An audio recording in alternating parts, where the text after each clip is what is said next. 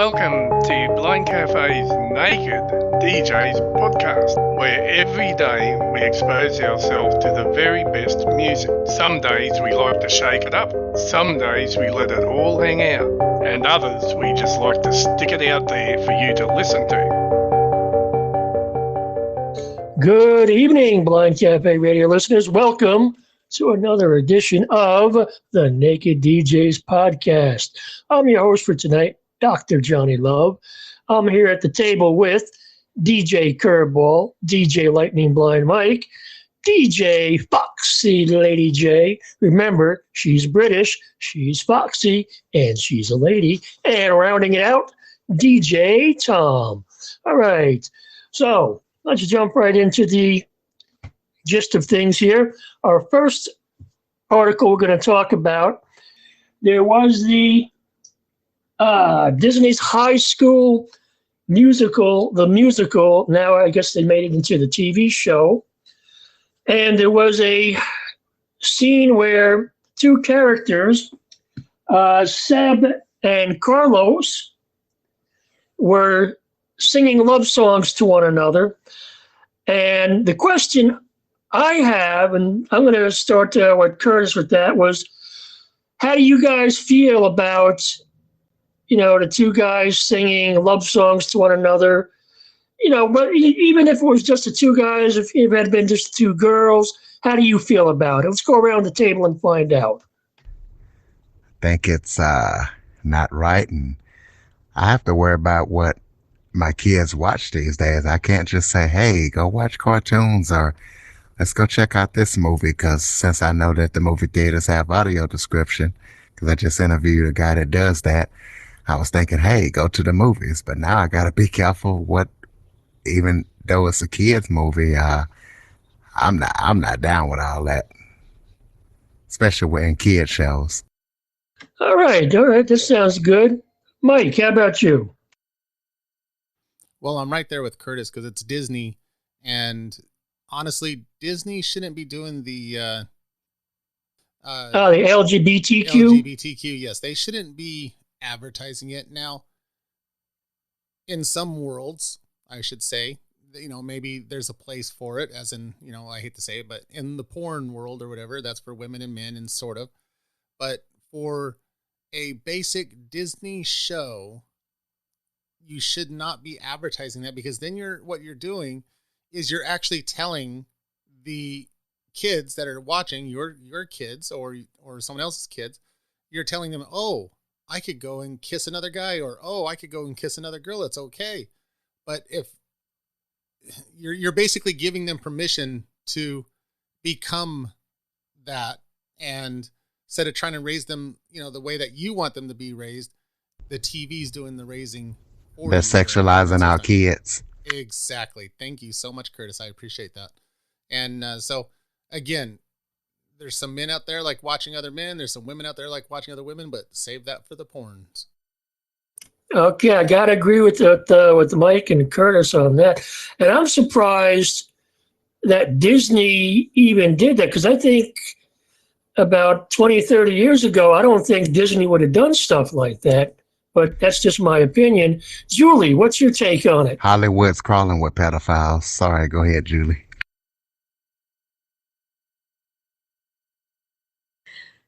You're right. 20, 30 years ago, they would not have allowed that.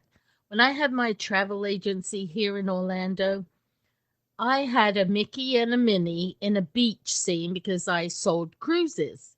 And in my big window, I bought some sand, and I put Mickey and Minnie on deck chairs and a table with a bottle of champagne and two glasses and a little Mickey Mouse. I received a letter from Disney saying, Mickey and Minnie do not drink. We do not have things like that because it's not good for the children. And now they have two guys singing a love song, and that's okay. It just shows you how times are changing. And I bet you they drink now. And that's the truth, too. Tom, let's get your opinion on it. I think Walt Disney is spinning in his grave as a result of the promotion of an amoral lifestyle. The way I understand Walt Disney's vision when he started his company decades ago, it is that it was to be family oriented. And it has gone so far to the left, it's allowing the LGBTQ people to promote their own perversions and their own agenda, which they've set out to do. They've said that for years, that they would use the media to promote their own perverted lifestyle. And the sad thing about it, if you say anything about it, they'll just say, you misunderstood us. You Christians are just hateful and intolerant. You know, I don't have a problem with anybody leading their own lifestyle. I just don't want it pushed down my throat, or I just don't want it in front of my children. Well, I only have one, my Exactly. child. And I agree with you too, Disney, Julie. Disney is for the children. You know, it's all about Winnie the Pooh and Goofy. And I remember the very first time I ever went to Disney. It was a fantasy world. And the children need to come away with that. Even my senior parents, they came for a visit from England. When I took them there, my father, who I had never seen cry before, had tears strolling down his face in awe of Disney World.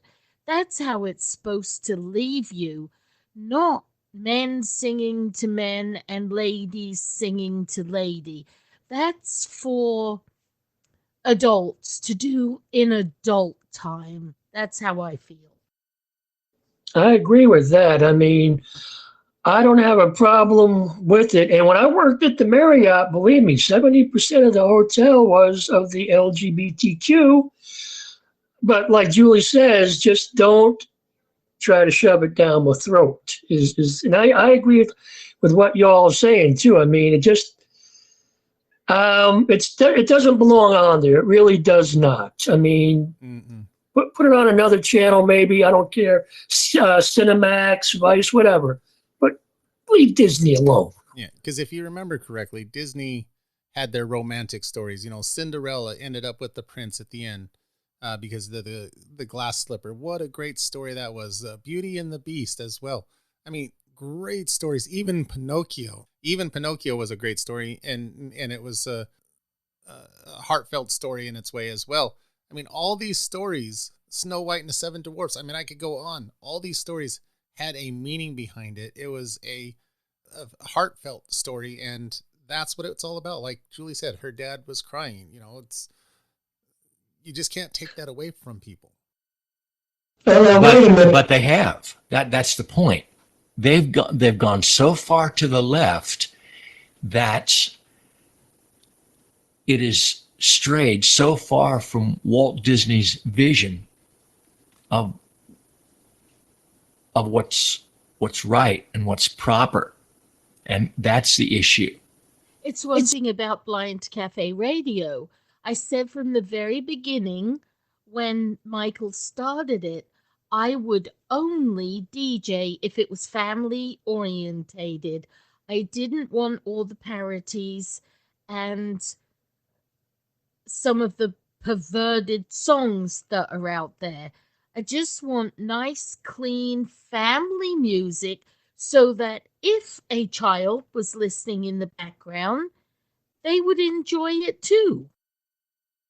And now that we're on iHeart, I have to actually keep my political opinions to myself. I have to stay neutral just so that we don't offend people. But at the same time, I'm not going to push, and that's where I stay neutral. I'm not going to push my political agenda or whatever you want to call it down people's throats. I will just give a neutral opinion when we have those type of topics. So again, Disney though, they really need to take a back step and I mean, look at all the kids that are probably like, what?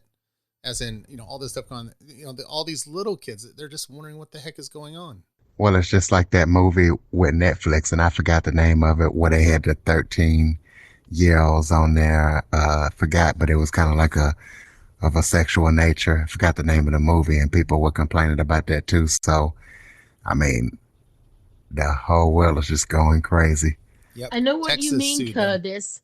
Yes, it was young girls making love to the floor and to poles. I was flabbergasted.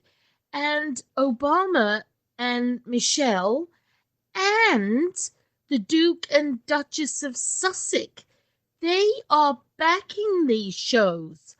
I'm absolutely, just like you said, the whole world's gone nuts. I agree. I wholeheartedly agree. And that's because a lot of these people are pedophiles. I mean, they're dealing with these. Look at how many of these people are getting busted with child porn or having sex with kids. These Hollywood stars and all these different people. That's what they do. So sad. Very sad. I agree. Okay. Does anyone else have anything to add on it, or shall we just crack on? I think I should take a quick break real quick because I need to get myself together because I'm a little bit hot under the collar for this whole conversation because to me it's just wrong. Yeah, I got something to say. quite agree. I quite agree. Go ahead. I think, in my opinion, that we've taken God out of a lot of stuff. You're not allowed to pray in school. You're not allowed to do this and do that. And so since he's been taken out of a lot of stuff, we threw him out the front door and evil walked in the back door. Well, we are definitely living in the last days. I really believe that. I just got goosebumps. God's going to get to a point where he says, I've had enough. Exactly. Just like Sodom and Gomorrah. He's going to get to a point where he says, this is too much. I mean, it's too much for me. I just cannot believe in the last couple of years the things that are happening in this world today. It's just amazing. And unless we get some law and order back in this world, it is going to end up like a Mad Max movie where everyone kills each other. And that's so sad. The only thing I'm happy about is I'll be gone before all of that happens. Wait, if we end up like Mad Max, does that mean Mike's going to be the Ayatollah of rock and rolla? Well, I wouldn't mind being Tina Turner. She was gorgeous. She had a lovely pair of legs. She still does. Alrighty. Alrighty. What do you say we break for a commercial break right now? We'll be right back with more interesting topics with the Naked DJs right after these messages. Tune into Blind Cafe Radio on iHeart. Hey, welcome back to the Naked DJs podcast. I'm your host, Dr. Johnny Love. Surrounding the table here, DJ Curveball, DJ Lightning Blind Mike, DJ Foxy Lady J, and DJ Tom. Alrighty, how about we switch topics here? There's a songwriting Hall of Fame. Let me check it out here for a minute. It's the Nashville Songwriters Hall of Fame to honor Amy Grant, Toby Keith, and more songwriters. My question, and this would be towards more Julie and maybe Tom, let's put it out on the table there. What makes a good song to you guys? Curtis, what do you got? Something that brings emotion, because I, being a former rapper, I was really lyrical, and I could be saying the same thing that other people are saying, but making people go, wow, he said that in a way that I never thought of. So either somebody saying stuff in a way that I wouldn't think of and being real creative, not just the beat, but I'm listening for the words and listening for the emotions. I just interviewed a guy that I'm going to be playing his song, premiering one of his songs, and the way he's singing it with the emotion and the harmony, it just makes you really get into the lyrics and feel it and whatever emotion they're trying to convey, whether it's sad, happy, angry, or whatever. That's what makes a good song to me. I always thought it was the words, the way the words were written and they came out, plus the way the music was put into it and how the beat of it made me feel. To me, that's what made a good song. Mike, what about you? For me, what makes a really good song, it's definitely the lyrics. It's the singing. The music could be really good. The beat could be excellent. The guitar playing could be excellent. But if you're singing and you just don't have the right voice for that song, it ruins it right there. Okay, I agree with that. Julie, how about you? Because you've written a few songs and stuff, especially that one, God Needed an Angel. Every time I hear that, I still get chills every time I hear you play that. Yes, and I have entered my songs into some big competitions, and I can tell you the competition is fierce out there. To me, it is the words and the music that goes with the song. I always wondered, how do you know where to put the music in, though, with the words and stuff? Well, I'm a songwriter. I'm not a musician. I have somebody working on some of my songs right now, ones that I haven't already had somebody sing and play the music to. And that side of it is very interesting. It's why I'm in awe of Curtis. I don't like rap, but the rap that he did was excellent. I have to say, I enjoy Curtis's music. Oh, I agree. So did I. All right, Tom, you've kind of done been on the side before. I mean, I don't know if you've written songs, but what to you makes a good song? I agree with what y'all have said so far.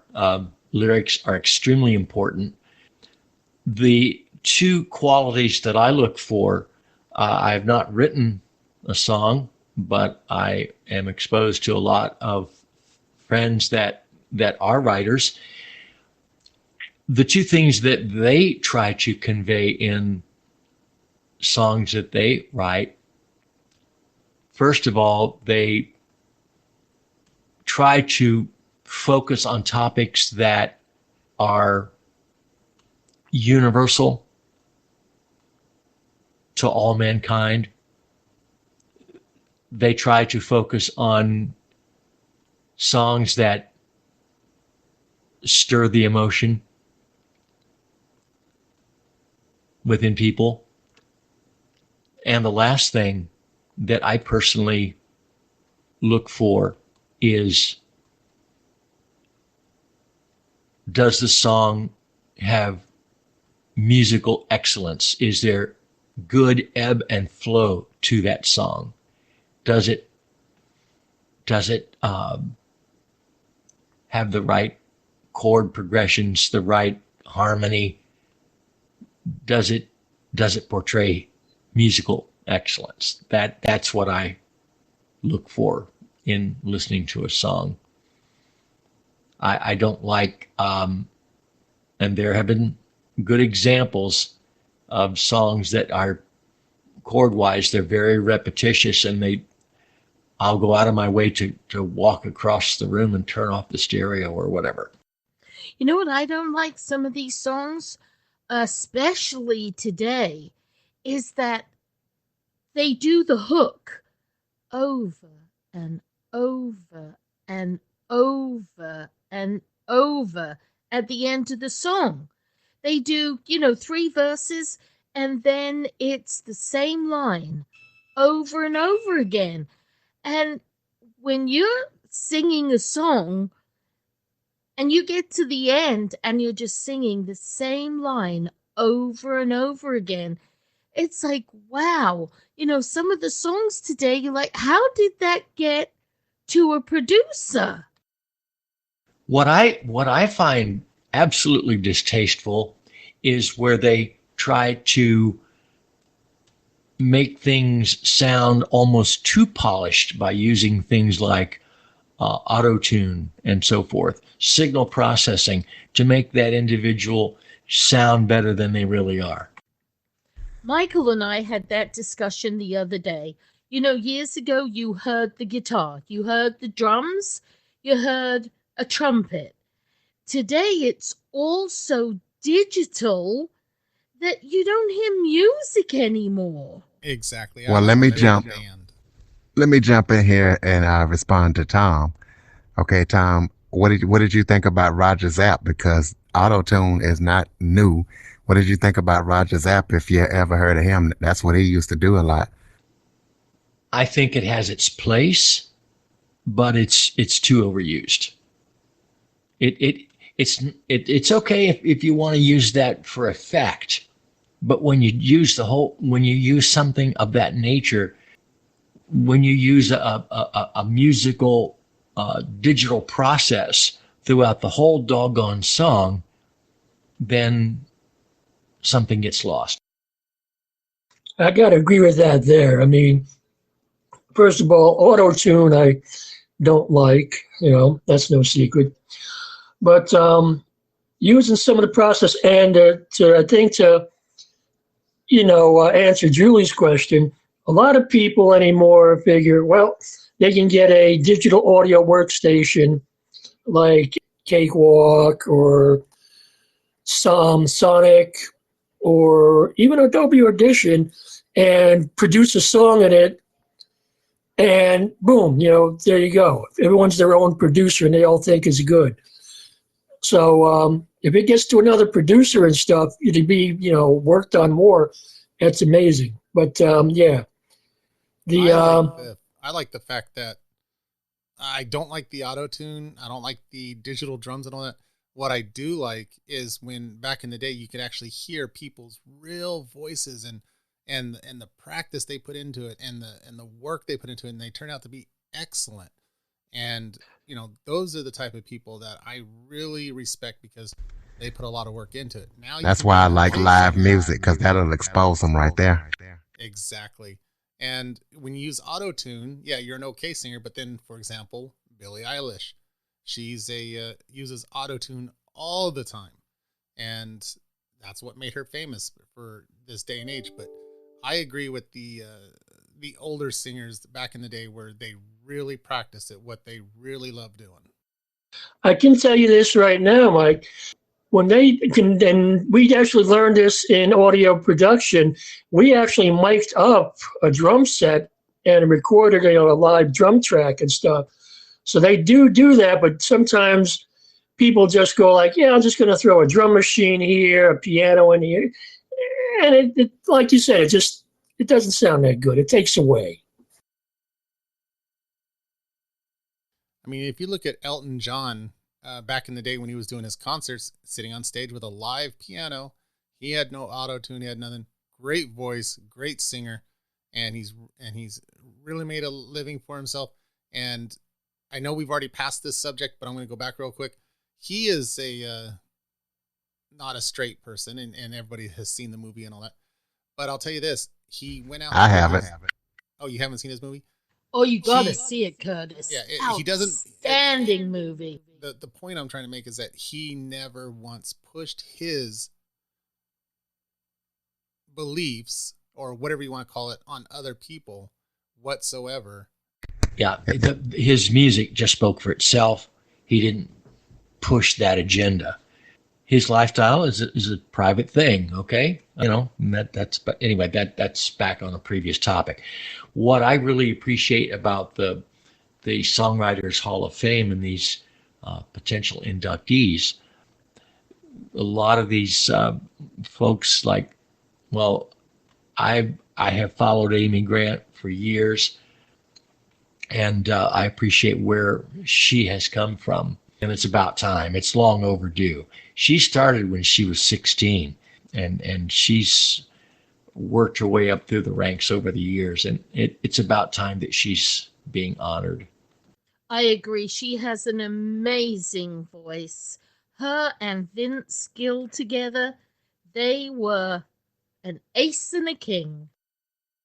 Very true. Very true. I mean, Toby Keith, good songwriter. Even if he's collaborating with someone, still a great songwriter. I'm glad to see him being in there. You know, when he first started, they tried to control him, and on the song on the radio, I forget the name of the song, but they did not want him to sing that. And Who's Your Daddy? They said, it just reminds me of your Moonlight Rendezvous on a Friday night, Johnny. Who's your daddy? Yes, they did not want him to sing those songs. And he broke away and he said, I'm going to sing what I want to sing, not what you want me to sing. Especially with Solo Cup. Well, that's like in the early 70s when Waylon Jennings went to Nashville and they tried to tell him, okay, you can't do it this way. You can't. He's like, no. I'm going to do it my way and my way only. That's where you got the outlaw country movement started there. So, yeah, that's always a good move. I want to go back what Curtis has said. When the artists sing live in concert and all that, you can definitely tell the difference if they were using auto-tune or other things to make their voices sound great. I've actually heard a couple concerts live, and I'm like, wow, that person sounds exactly the same as they do in the studio. And give me a second, because I'm trying to think of a couple that I have on the tip of my tongue, but I can't think of them real quick. And I've heard some, Michael. I saw Willie, Waylon, and Hank in a live, it wasn't a concert, it was like a fairgrounds. They were terrible. It's like their records are so perfect, but when they were singing live, it was like, oh my goodness. Well, it's like someone. Like Shakira. It's like someone. It's like someone said about Meatloaf. In the studio, the man sang excellent, but to hear him live and in person, he sucked. He's a meatloaf in the studio, but he's like just ground beef live. Live. That was funny, Curtis. That's good. It's all because of auto-tune in the studio. It's all that, like Curtis said, it's been used for many, many years, and you just have to appreciate. You need more breadcrumbs. Look at all the musicals. That's one of the things I want to bring. Look at all the musicals that have been brought up. Oklahoma, these other great musicals. They did all of their singing on stage in excellent voices too. I mean, excellent. I mean, yeah, just think about it. Fiddler on the Roof with auto-tune. No. Well, don't forget about the digital drums and all that, and the flutes. True. Like I said, the digital drums, the digital effects, the digital processing, they have their place as effects, but they're not the be all and the end all to a perfect production. And it's getting to the point where you go to concerts and sound techs can hook all these processors into their board and they're using them in live concerts. That's being exposed. So I have a last question before we go. What do you guys think about streaming? Now that all the concerts are back and all the stars are going to be there, what do you think about all the streaming stuff? Streaming has a place from the artist's perspective because they're going to get paid just the same if it's a live audience or if it's a streamed audience. They're going to get paid just the same. That the streaming services, they have to pay the artist exactly the same as a live concert. Basically, the people don't have to leave their homes anymore. I mean, what's the sense of renting a venue? You know. We've been through this before, as in the concerts, the difference between it. Personally, me, I still love to go to concerts. I really like the live entertainment, the atmosphere, the excitement. Hearing somebody stream on YouTube, Not so much. It might be neat to hear for a little bit, but look at all the YouTube people that are streaming, making 12 million a year, 6 million a year. I mean, heck, Curtis, you could throw out a couple rap songs out on YouTube and maybe make a couple million. Maybe we could rap one together, Curtis. Yep. DJ Foxy, Lady J, and Curveball. That could be pretty cool. Make it happen. You guys have heard Julie do her rap on the dance floor, right? Her rap on the floor? Nope. Go ahead and do it for us right now, Julie. Give us a sample. I did do a rap song, Curtis. I believe it was with Patty, wasn't it? No, Patty No, didn't say she nothing. did the production. But you would have to- Okay. when you get a chance, Curtis, have her send it to you because it is really cool. I got a little Now the more- listeners are going to be curious. I think it went something like LOVE. Come on, baby, dance with me. I think it went something like, my name is Julie and I'm really foxy, making my competition stick to the floor like epoxy. Now you gotta add some beat to that, you know. All right, Johnny, you want to get us out of here? Alrighty. Well, I think we've had a couple of good topics to talk about. Yeah, you know what, listeners?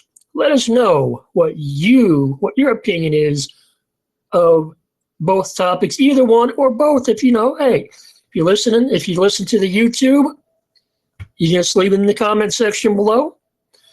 And thank you all for listening. Thank you, Curtis, Mike, Julie, Tom, for being at the round table. I would like to echo what Johnny said. Thank you all for listening to the Naked DJs podcast. Be sure to check all of us out on the radio, blindcaferadio.com, on iHeart, and our mobile app.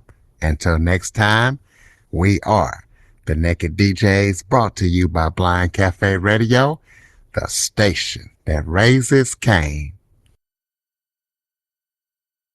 Go and check out Blind Cafe Radio at blindcaferadio.com, and also follow us on Twitter at Blind Cafe Radio and on Facebook at Blind Cafe Radio. Make sure you visit our webpage at blindcaferadio.com, where you can visit our naked DJ. And this is the Blind Cafe Kangaroo signing off.